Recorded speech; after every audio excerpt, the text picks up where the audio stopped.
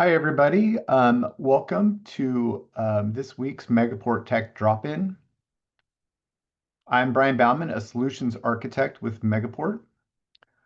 This week, I'll provide a high-level overview of some of the most common connectivity options available at Megaport. So, a little bit about myself. Like I said, I'm a solutions architect at Megaport. I'm based out of Phoenix, Arizona. I've been in the industry for over 25 years, working mainly in network engineering and cloud connectivity solutions.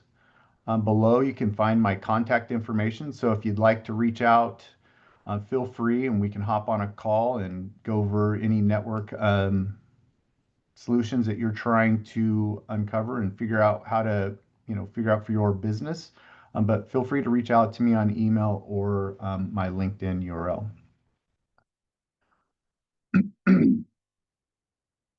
All right, so let's get started. So at Megaport, we make connectivity easy. We built a network as a service platform that provides secure, simple, and scalable connectivity. So with just a few clicks, you can create a private global network on demand. And even better, you can control your capacity. So there's no more headaches from oversaturation or underutilized resources. We give customers the ability to increase or decrease their connectivity to meet their business needs.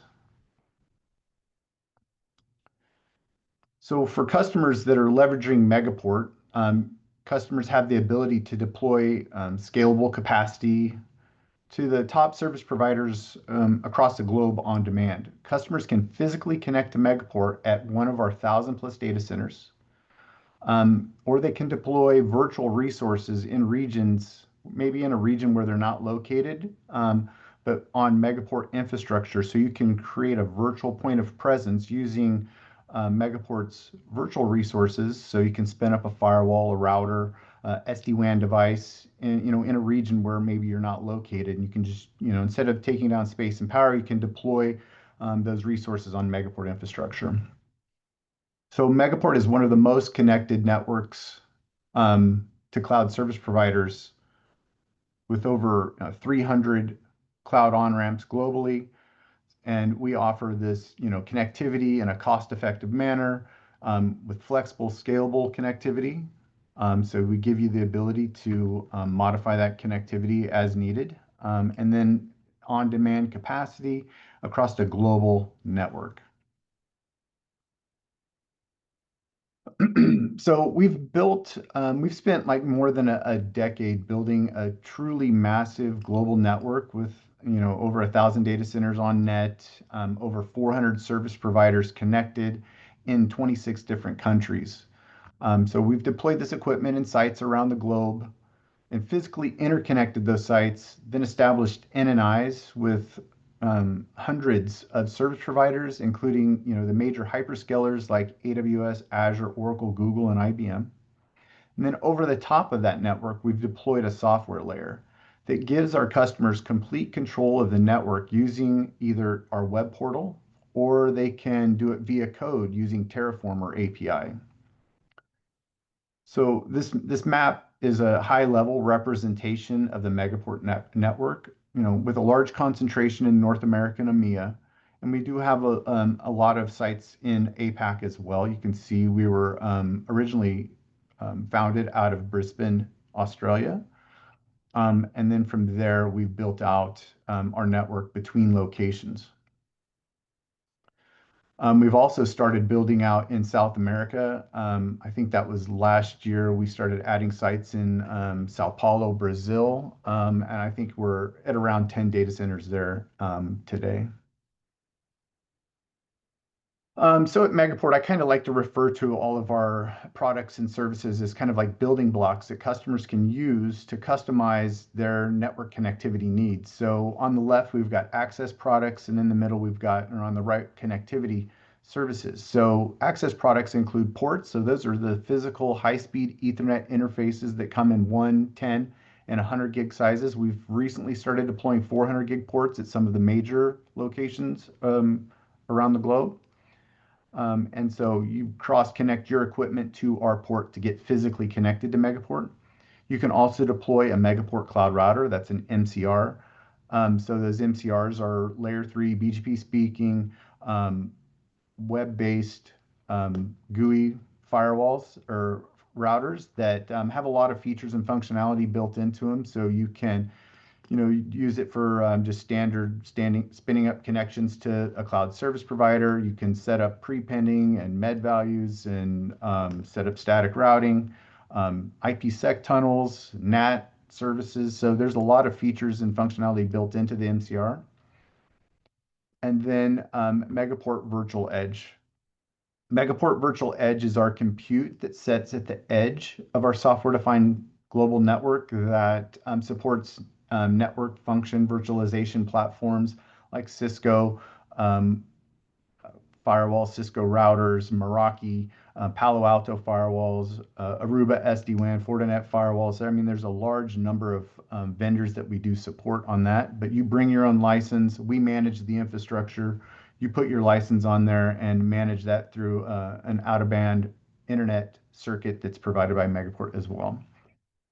On the right, we've got VXCs. That's our virtual cross connect. That connects all of our access products together. That connects our access products to other endpoints on the Megaport backbone. So cloud service providers, Megaport Internet Services, Megaport Internet Exchange. So I think we're in about 27, I think it's actually closer to 35 now markets globally that Megaport Internet Exchange is available. And you can also connect to Marketplace, and that's where we've got about 400 different vendors like Cloudflare, DigitalOcean, 8x8, RingCentral. There's a lot of bare metal voice, a lot of different service providers available out there for you to connect to. And then service keys are basically another VXC that allows you to connect between accounts. So if you have a partner that's on Megaport and you're on Megaport, you can use a service key to connect your account to their account and get your resources across the sorry about that, across a virtual cross connect. All right. And then some of the common use cases that Megaport supports would be data center to cloud. So that data center would be where your physical port is located, and then you can connect to cloud service providers. If you don't have a need to physically connect to Megaport, you can connect your cloud environments together, spin that up in just a matter of minutes, and connect your two cloud service providers together to, maybe have an application reach out to a database, or maybe you want to transfer data from one cloud to the other, you can spin that up in minutes. We can create point-to-point services with the DC to DC, that's data center to data center connect. Spin that up at 100 gig on a month-to-month term. When you're done transferring the data between those data centers, you can tear it down, or maybe you want to do some DR replication between sites. It's a solid solution. It's easy to spin up. And then virtual edge, that's our compute that sits at the edge of our software-defined global network. And then Internet Exchange, I mentioned that. I think we're in around 35 markets now globally. So I'm going to go into some diagrams now. I feel like diagrams help paint the picture a little bit better than just some slides. So the way Megaport deploys our enabled data centers, we have got red and blue diversity zones. So you can see I've got two 10 gig ports here, one deployed in the red diversity zone, one in the blue diversity zone. So in the event that we do maintenance in that data center, we're only going to take down one zone at a time. We're never going to touch the other zone. So if we're doing maintenance in the red zone, blue zone is going to stay up. You can do that on both sides and create a fully diverse solution. So that's what you see in this diagram. The longest part of this implementation process is that DX or the DC cross connect. That DC cross connect takes about 2 to 5 days to install, but as soon as you deploy the port in the Megaport data center, you can download the LOA. It's ready in about a minute, and then you can give that to the data center operator to order the cross connect. But that's the longest part of this implementation process. The rest of it you can spin up in about a minute. This one is a similar solution, but it's connecting diverse ports into Azure Cloud. So you can easily just spin this service up, connect it into Azure. We've got NNIs connecting in. So those NNIs are 100 gig NNIs that connect in.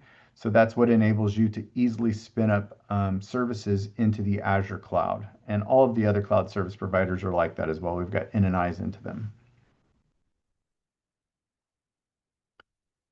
So the next diagram, I kind of wanted to illustrate, it's similar to the previous diagram, but this is just showing you that we can support multiple virtual circuits from a port. So in this design here, I've got my red and blue ports at my data center connected into 3 cloud service providers. And on the Megaport side, we're also, on the cloud service provider side, we're also using red and blue diversity zones to connect into the cloud. So that will help, ensure that if you have a fully diverse requirement, that we can provide that for you with our red and blue diversity zones. You can spin up over I think you can spin up, it's 100 virtual cross connects per port. So you can oversubscribe those ports if you want. I mean, we don't recommend it. It can only support the amount of throughput for the size of the port. So if it's 10 gig port, you're not going to get more than 10 gig through that. But some customers want to run that as like an active standby. So they'll put some standby circuits on there as well in case the active one goes down.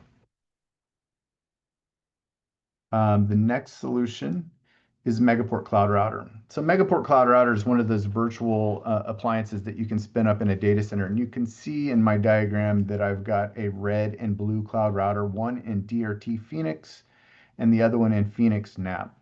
So in the event that that whole data center goes down, right, you've got a backup data center, and because of Megaport's footprint, you can deploy these, in the same market and keep that low latency connection. So if you've got an application running in Azure and it needs to access a database in Oracle, your application can do that in sub 1 millisecond.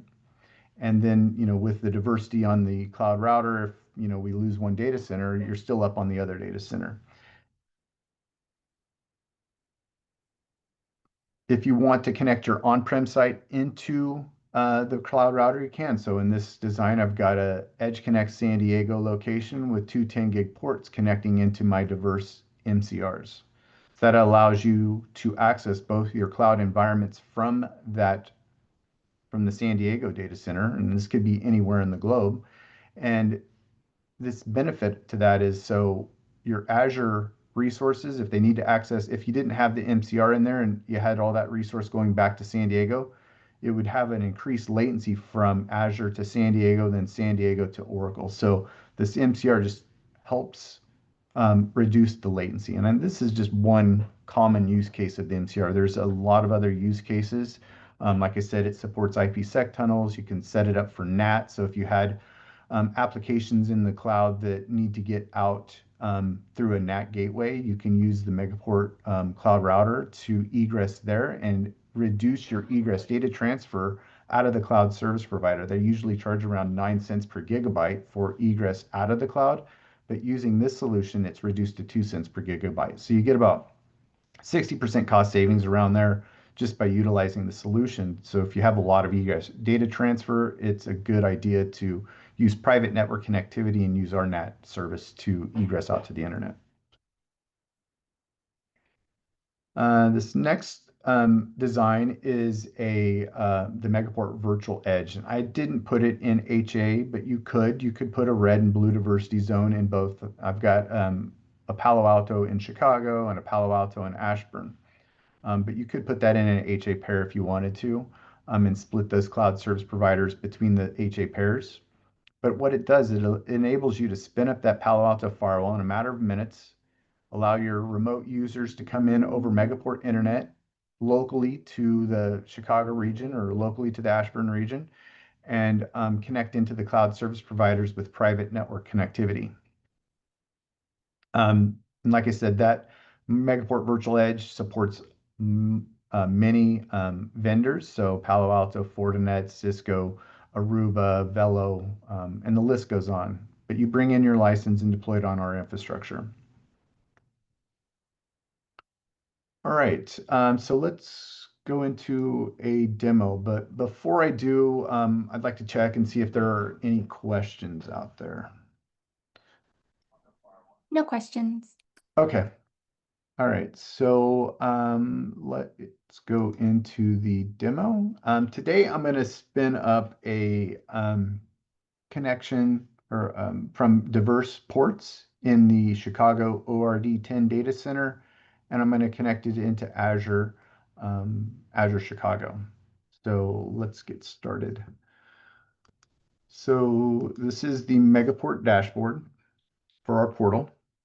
It is interactive.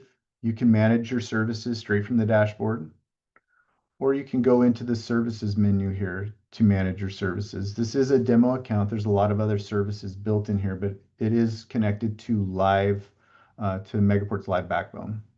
So up at the top are our access products, ports, NCRs, and Megaport Virtual Edge. So if I click on Create Port, then I can type in the data center. I want to go to ORD10. Select the data center, click Next, select the speed, and you can see we've got 1 gig, 10 gig, 100 gig, and 400 gig ports available. I'm going to select 10 gig. I'm going to give it a name. And service level reference is just a free-form field for you to put maybe a purchase order number or project ID or something that's associated to the service. Then we offer 1 month, 1 year, 2 year, 3 year terms for our ports. We offer cross connects. So if you want Megaport to manage the cross connect for you, all you got to do is select yes. You can see the price is $150 a month, one-time fee, setup fee at $500, but we'll manage the cross connect for you. You just provide us with your LOA, your CFA information, and we'll build that cross connect. And then for diversity, I'm going to select create a diverse pair and give that a name. I'll call that Chicago Port 2. You can also put these in a lag configuration, so that enables you to have up to 8 10 gig ports configured for an 80 gig lag essentially, but I'm not going to enable that right now. Click Next, review my order. I'm going to add the port, and then I can go review order. Oh, I have it on the wrong term.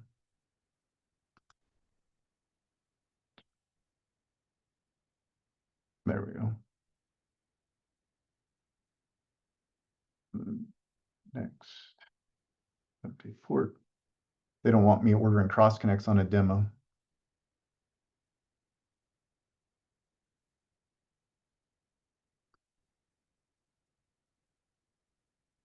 Port.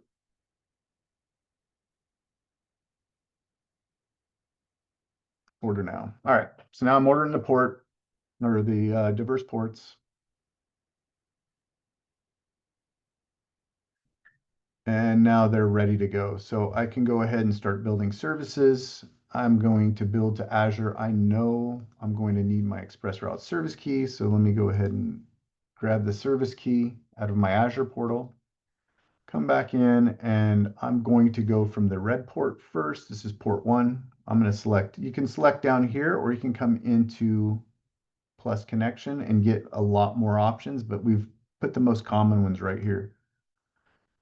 Paste in my express route service key, and I'm on my red port.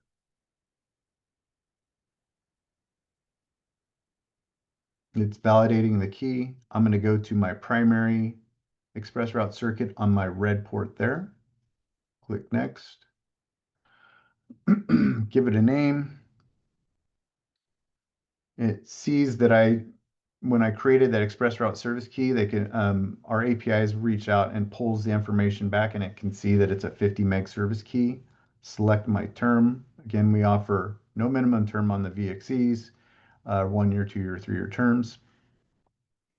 And I'm going to toggle this. This is actually my Azure private peering instance. So I can assign the VLAN that I'm going to use inside of Azure, and I'm going to use VLAN 100 inside of Azure. This up here, I can leave this as untagged if I don't want to add multiple virtual cross connects to my port, or I can let it auto assign a VLAN, or I can call out a VLAN. So I'm going to call this, VLAN 50. It's going to check, it says that's available. Click next, add VXC. And I'll go ahead and build my blue one right now. So let's click on Azure, paste in that same service key.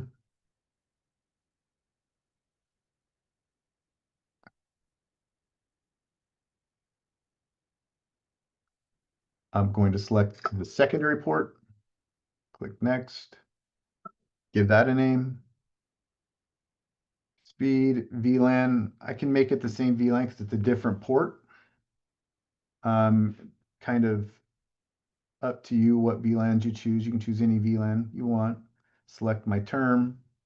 Again, I'm going to put the same VLAN here because this is inside my Azure private peering instance. So it's going to be the same VLAN on the Azure side. Click next, add VXC. All right, so now I have my services ready. I can go ahead and click review order.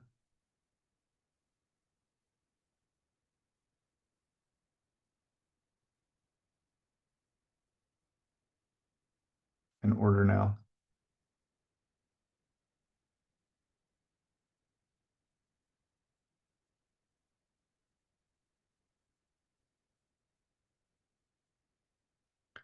So right now our APIs are reaching out into Azure, and it's provisioning the Azure private peering instance, deploying that service key, getting the services connected across the 100 gig NNIs into Azure. And now it's deployed. So I can continue the rest of this activation inside of my Azure account to get the private peering configured.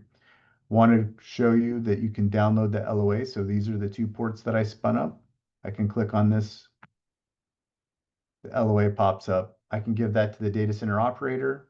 If Megaport's not ordering the cross connect for you, you can download the LOA and give it to the data center operator, and you can manage the cross connect. But the LOAs are available immediately. So you can see that. And that's kind of one of the a common pain point that customers have had with the legacy telcos is, getting the LOA generally takes, I mean, you probably are all familiar with that. Takes like, a couple months to get the LOAs before you can actually connect your equipment to the port. So we kind of try to solve that by making everything quick, easy, simple, and you can spin up services just in a quick amount of time. If I go back into my Azure environment, you can see that it's provisioned. So I can go ahead and start provisioning my Azure private peering instance. I just put in my on-prem BGP ASN, provide a couple primary, secondary subnets. This would be VLAN 100. That's what I put in the Megaport portal. I just wanted to call that out. That's where that VLAN 100 goes inside of your Azure private peering instance. The shared key is your MD5 authentication key. This is optional. So that pretty much concludes the demo. There's not much more needed really on this. I mean, there's a lot of, I can add additional services from these ports. So if I had another data center, I could filter these out and show you. So let's do ports. This shows me where I have other ports. I've got a port in New York. I can come up to this virtual circuit and create a connection, private VXC, type in New York. And I see there's a port 18 milliseconds away in the blue diversity zone. So I'm in a blue diversity zone. Click on the port, click next, give it a name, give it a rate limit, give it a VLAN on both sides. So I use VLAN 50. So if I try to put 50 in there, it says it's not available, but I can do 51. This side doesn't have to be the same VLAN. They're locally significant. So we pop those off as the traffic comes in, select my term, click next, add VXC. Now I've got a 1 gig circuit ready to go to my New York port. All right, so yeah, that concludes the demo. Is there any questions? No questions. All right, so yeah, thank you for joining this week. If you do have any questions after, you can feel free to reach out to me anytime. I've provided my email, which is brian.bauman@megaport.com, and then my LinkedIn URL. But yeah, thank you for joining, and have a great weekend.